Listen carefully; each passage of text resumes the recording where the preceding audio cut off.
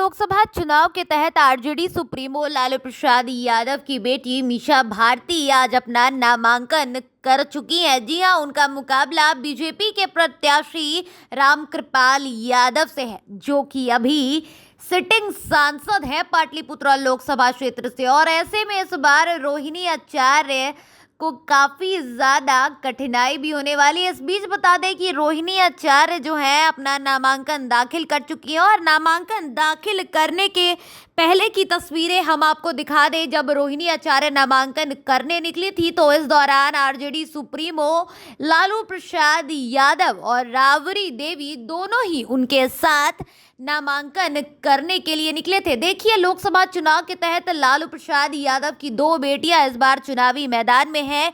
एक तरफ जहां पाटलिपुत्रा से मीसा भारती है, वहीं दूसरी तरफ सारण लोकसभा सीट से रोहिणी आचार्य चुनावी मैदान में। ऐसे में बता दें कि आज पाटलिपुत्रा के आरजेडी प्रत्याशी मीसा भारती ने चुनावी मैदान में उतरने से पहले नामांकन कर दिया है और अब नामांकन के बाद लालू की बड़ी बेटी मीसा भारती मनेर पहुंची, जहां उन्होंने गगन बाबा का आशीर्वाद लिया।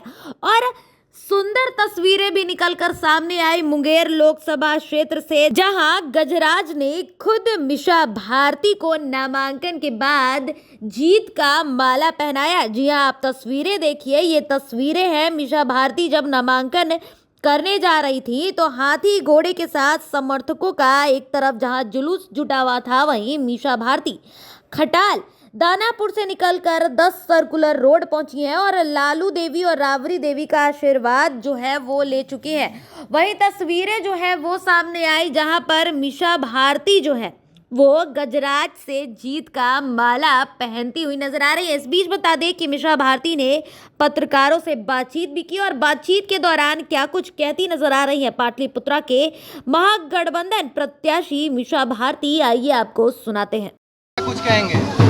जी बिल्कुल, आज नॉमिनेशन है और हिंदू धर्म में ये मान्यता है कि कोई भी शुभ कार्य करने से पहले भगवान और इष्ट देव की आराधना लोग करते हैं, आशीर्वाद लेते हैं। और इसी क्रम में मैं मनेर विधानसभा गई थी, वहाँ संत गगन बाबा का पूजा किया और उनका आशीर्वाद लिया। सलाह उम्र पड़ा है नॉमिनेशन में जाने से पहले? जी बिल्कुल, ये पाटलिपुत्र क्षेत्र के जनता का और जो मेरे मतदाता मालिक हैं उनका आशीर्वाद है अपनी प्रत्याशी के प्रति। कल प्रधानमंत्री रोड शो में आए, मुख्यमंत्री लाचार देखे, वो तो सबने देखा कि मुख्यमंत्री जी किस स्थिति में वहाँ खड़े थे, कुछ कहने की आवश्यकता नहीं है। लेकिन प्रधानमंत्री जी को 1.5 किलोमीटर रोड शो करने की क्या आवश्यकता पड़ी? वो तो 10 वर्षों से इतने काम किए हैं देश में जो कि कोई गिनवा भी नहीं सकता। जैसे कि प्रत्येक वर्ष 2 करोड़ नौकरी नहीं मिला, किसानों की आय दुगनी नहीं हुई, बिहार को स्पेशल पैकेज नहीं मिला, बिहार को विशेष राज्य नहीं मिला, गंगा मैया के साथ धोखा हुआ। तो बहुत सारे जो उन्होंने वादे किए थे 10 वर्षों से, ये सब पूरे नहीं किए। और अगर ये सब काम पूरा किया होता प्रधानमंत्री जी ने तो उनको रोड शो और हाथ हिलाने की आवश्यकता नहीं पड़ती। तो वो खुद ही हाथ हिला के जनता को ये संदेश दे रहे थे, इस बार मुझे वोट नहीं दीजिए क्योंकि मैंने कोई काम नहीं किया है। यानी उनका कहने का मतलब है कि हाथ हिलाने का मतलब है कि वोट इस बार मत दीजिए। हाँ, मुझे मत दीजिए क्योंकि आप लोगों ने 2 बार देश में मुझे मौका दिया, 10 वर्षों तक मैंने कोई काम नहीं किया, तो कह रहे थे अब बस इस बार रहने दीजिए। मोदी जी के आने के बाद ये शायद उनके रिटायरमेंट का समय आ गया है और देश की जनता ने इस बार उनकी विदाई तय कर रखी है। मोदी जी के आने के बाद क्या महागठबंधन पर कोई असर पड़ेगा? नहीं, कोई असर नहीं पड़ेगा और उनके आने से बल्कि फायदा हो रहा है क्योंकि जनता को उनके किए हुए वादे याद आ रहे हैं, जो उन्होंने 10 वर्षों तक जो वादे किए और एक भी वादा उन्होंने नहीं पूरा किया। तो वो तो और अच्छा है, आप जितना रोड शो करेंगे जनता को उतना आपके प्रति आक्रोश और गुस्सा नजर आएगा, नाराजगी प्रति। जनसभा है क्या? देखिए, जनसभा है, सब जगह लोग कर रहे हैं, प्रधानमंत्री जी कहीं भी जाए सभा करें, लेकिन बोलेंगे क्या? सारण की बंद पड़ी चीनी मिल का चाय पियेंगे? खुल गया है चीनी मिल, सारण की पूरे जनता को वो चाय पिलाएंगे? क्या बोलेंगे सारण में जाके? सारण के लिए उन्होंने किया क्या है? मेरे पिताजी आदरणीय जब रेल मंत्री थे तो उन्होंने वहाँ फैक्ट्री लगाने का काम किया, वहाँ चक्का फैक्ट्री लगा हुआ है। रोड शो के दौरान मैम इतना सारे मतलब जनता को उभरता भीड़ देखकर मोदी जी काफी प्रसन्न नजर आ रहे थे। आपको पता है जनता कहाँ कहाँ से आई थी?